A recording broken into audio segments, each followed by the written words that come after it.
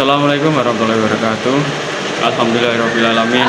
Wassalatu wassalamu ala asrofil alamin mursalin Sayyidina Maulana Muhammadin wa ala alihi wa sahbihi Saudara hadirin kaum muslimin rahimatullah. Dalam kehidupan sehari-hari kita selalu dihadapkan oleh dua hal yang berlawanan, yang kontroversial kata orang sekarang, di mana kita diharuskan untuk memilih satu di antara dua hal itu, yang benar-benar yang salah, yang hak dan yang batil, yang pantas dan tercela, yang ma'ruf dan yang munkar, persis dengan sebuah lagu, madu di tangan kananmu, racun di tangan kirimu. Tapi saya pikir-pikir, kalau madu di tangan kanan, racun di tangan kiri, adresnya jelas. Yang repot kalau kita sudah tidak tahu mana yang racun dan mana madu. Lebih celaka lagi di zaman sekarang. Banyak racun, mereka madu, merekanya madu. Kita terpedanya, kita terpesona, kita terpaku oleh racun yang bermerek madu ini. Kita minum dia yang akibatnya rawan di dalam kehidupan ini. Sangat banyak racun-racun yang terpancang di dalam kehidupan ini, dan dua diantaranya racun-racun kehidupan itu yang akan kita bicarakan kali ini, yaitu arak dan judi. Oke, seperti yang kita ketahui bahwa Islam bertujuan memelihara kemuliaan manusia yang diciptakan dalam bentuk yang paling sempurna. Arak atau minuman keras ini jelas akan merusak dari berbagai aspek kehidupan, entah kesehatan tubuh, pertumbuhan akal, ketentraman rumah tangga, ketentraman masyarakat, bangsa, dan negara. Cobalah sejenak kita mengadakan penyelidikan. Kalau masuk kita ke dalam penjara, melihat sel-sel tahanan, beberapa banyak orang yang mendekam di dalam penjara karena urusan minuman keras. Masuk kita ke rumah sakit, beberapa banyak yang dirawat di sana akibat minuman keras. Akibat stres yang dialaminya, beberapa banyak rumah tangga berantakan, beberapa banyak pembunuhan terjadi, pemerkosaan terjadi akibat dari minuman keras. Yang paling ironi, kalau hal ini sudah menyerang anak-anak muda kita, padahal kita tahu remaja pemuda adalah bentuk miniatur dari kehidupan suatu bangsa. Akan bagaimana warna Indonesia 20, 30, 40 tahun yang akan datang. Remaja dan pemuda kita jawabnya, kita bahkan dari segi mana apapun, dari segi agama pun, akan bagaimana warna Islam 20, 30, 40 tahun yang akan datang. Remaja dan pemuda itu jawabnya. Oleh karena itu tidak terlalu berlebihan kalau saya berkata untuk menghancurkan Islam Indonesia ini. Itu perlu menghancurkan pondok pesantren, tidak perlu menutup masjid, tidak perlu menutup pengajian, tidak perlu menyegel musola untuk menghancurkan Islam di Indonesia. Cukup dengan meracuni remaja, pemuda, dan pemuda Islam di Indonesia. Kalau mereka sudah dijauhi dari agamanya, masalahnya tinggal menunggu pergantian generasi, maka yang jadi fail proyek itu Indonesia jelas remaja. Pemuda itu sendiri ditanamkan ketegahan remaja kita ini agar jauh dari tuntutan agama. Hai remaja pemuda Islam, kalau kau mau jadi pemuda modern, jangan dekat-dekat ke masjid. Masjid khusus 60 tahun ke atas, seperti di masjid itu ada papan pengumuman, masjid khusus 60 tahun ke atas, baca Quran, kholat. Seiring dengan itu lalu modernisasi diartikel dengan westernisasi. Kau tidak bisa menjadi pemuda modern sebelum yang datang dari barat kau telan mentah-mentah. Pergaulan seperti orang barat, berumah tangga seperti orang barat, makan seperti orang barat, kalau bernyanyi lagu barat yang orang lain tidak mengerti. Kamu juga tidak tahu, anutlah itu free sex, isaplah itu ganja, morfin, narkotik.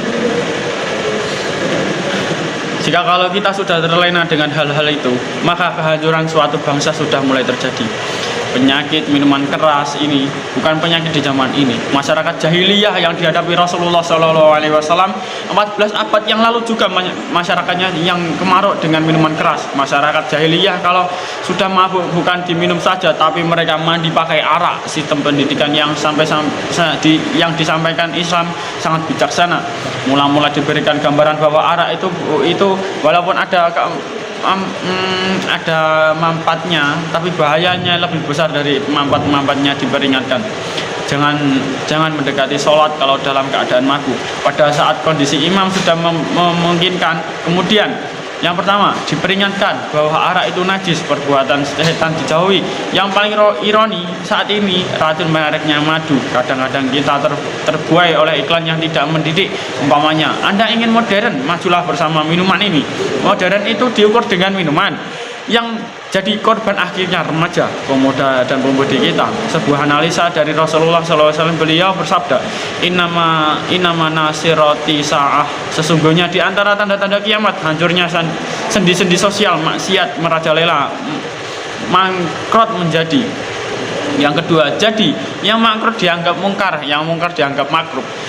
Tuntutan jadi tontonan, tontonan jadi tuntutan, yang salah disanjung-sanjung, yang benar dicaci-caci. Inilah tanda-tanda kiamat ini. Mencikirlah nilai. Kenapa hal ini bisa terjadi? Sabda Nabi SAW bersabda, Ayu wa rafa'ala ilmu diangkat oleh Allah Subhanahu wa taala. Bagaimana caranya Allah mengangkat ilmu dan apa maksudnya? Allah mengangkat ilmu dengan manfaatkan para ulama. Makin banyak ulama wafat, makin banyak ilmu ditarik.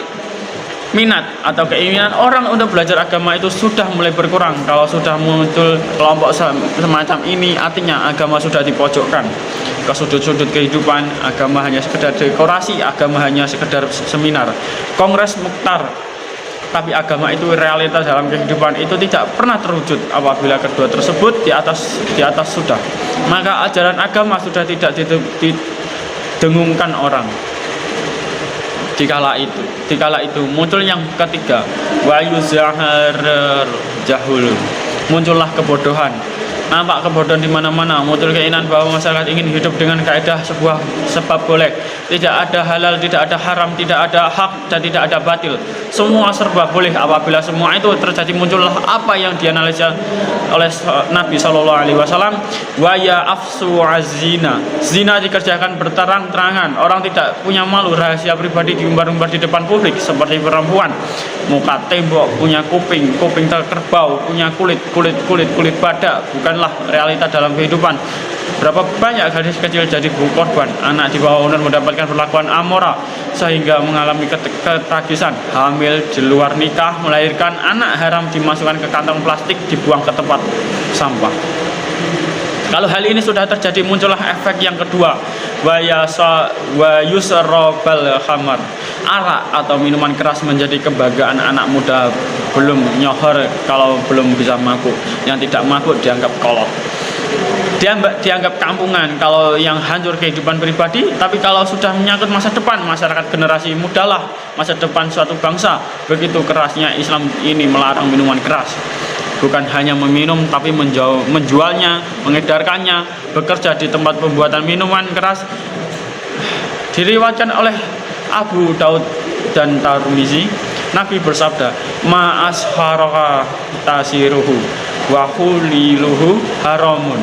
Artinya, apa yang menyebabkan mabuk sedikitnya pun tetap haram dihukumnya. Memang barangkali mungkin ada manfaatnya, tetapi bahayanya jelas lebih besar daripada manfaatnya yang ditimbulkan oleh minuman keras itu sendiri.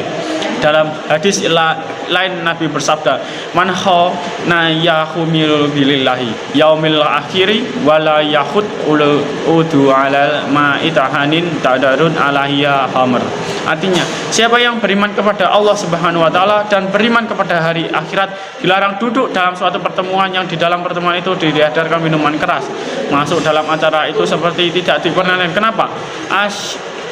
Asyarihu fisari saru. Artinya, bersekutu dengan kejahatan, jahat juga hukumnya.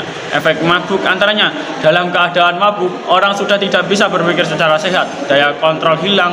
Artinya, perbuatan sudah tidak terkontrol lagi. Ahyu tidak akan tumbuh dan berkembang seperti yang kita harapkan. Yang kedua, harga diri akan runtuh di tengah masyarakat. Makanya Rasulullah SAW Rasulullah SAW dalam hadis memberikan tasmil, masaluhu mumin kama salilainahi. Perumpamaan orang yang beriman itu persis seperti tawon. Mentalitas orang mukminin persis seperti tawon. Apa mentalitas tawon? Kalau kita ngaji bab tawon, coba kita perhatikan keistimewaan tawon. Keistimewaan tawon itu adalah 4. Yang pertama, tawon itu yang dihisap selalu sari-sari pati bunga. Makanan tawon itu bagus sekali. Tidak pernah sekalipun tawon keliru makan. Sampai saat ini kita belum pernah dengar kalau tawon makan tahu, yang dihisap dimakan tawon itu selalu sari pati bunga. Artinya orang mukmin perutnya itu sangat selektif. Perut orang mukmin itu bukan seperti asbak puntung apa saja masuk, tapi mukmin perutnya selektif. Yang dimakan dan diminum itu yang baik-baik, yang menurut Al-Quran adalah yang halal thayyiban. Sebab apa? Makanan dan minuman yang dimasukkan ke dalam perut besar ini akan digiling dalam perut besar, akan melahirkan energi, menggerakkan sel-sel pembuluh saraf. Kalau makanan dan minuman itu dari hasil haram, energi yang ditimbulkan energi yang haram, maka orang akan cenderung berpikir yang haram sebaliknya. Yang kedua, tawon selalu menghasilkan madu. Artinya orang mukmin itu kalau berkata akan berkata yang mengenakan orang, berbuat yang bermanfaat bagi banyak orang. Kalau kakinya melangkah, tentu melangkah ke tempat yang ada gunanya. Yang dikeluarkan bukan madu, dikeluarkan madu, bukan racun. Yang ketiga, tawon itu jangan coba-coba diusik. Satu kali diusik, kemanapun orang lari, nyilem, masih ditungguin. Tapi kalau tidak diusik, tidak ada tawon usil yang nyariin orang ke pasar. Ketika dia usik, inilah saatnya mempertahankan dirinya. Artinya orang mukmin tidak boleh cari-cari musuh, tapi ketemu musuh tidak boleh lari. Musuh jangan dicari, ketemu musuh jangan lari. Mentalitas mukmin seperti tawon, yang diminum baik, yang dimakan juga baik. Kemanapun dia pergi, dimanapun dia tinggal, pantang membuat keonaran, tapi sanggup menjadi pembela dalam masyarakat dan mempertahankan harga dirinya.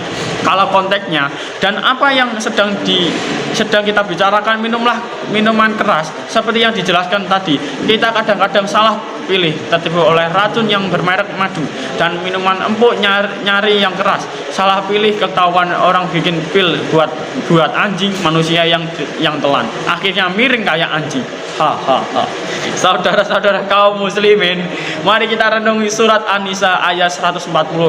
Allah Subhanahu wa taala mengingatkan, sungguh telah diturunkan kitab Al-Qur'an ini kepadamu, yang apabila kamu dengar ayat-ayat Allah taala itu diingkari oleh orang, diejek-ejek orang, jangan kamu duduk bersama orang-orang semacam itu. Bagaimana menjelaskan hal di atas, kita sudah tahu kalau minuman keras itu dilarang, tapi diminum juga. Duduk di majelis semacam itu dilarang oleh Al-Quran. Kenapa? Kalau kamu juga duduk di tempat seperti itu, kamu dan mereka sama saja. Hal semacam ini yang kita tidak boleh sadari. Duduk dalam kelompok semacam itu, kita juga ikut mengejek ayat-ayat Allah Ta'ala. Dekat saja dilarang, apalagi sampai meminumnya. Halalkan jual selanjutnya, misalkan dalam kehidupan Allah Ta'ala halalkan jual beli, Allah Ta'ala haramkan riba, tapi rentenir jalan terus. Berpeganglah teguhlah pada tali Allah Ta'ala, jangan bercerai-berai.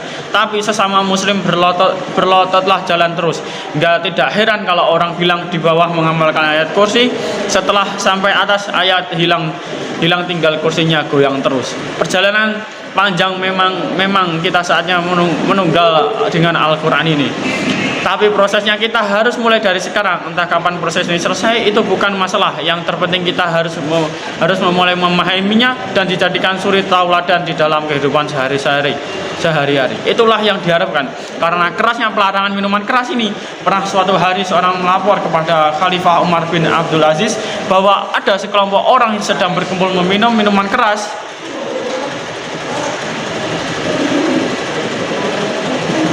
Kurang lebihnya seperti itu yang bisa saya sampaikan. Saya Muhammad Syafi'ina, Injil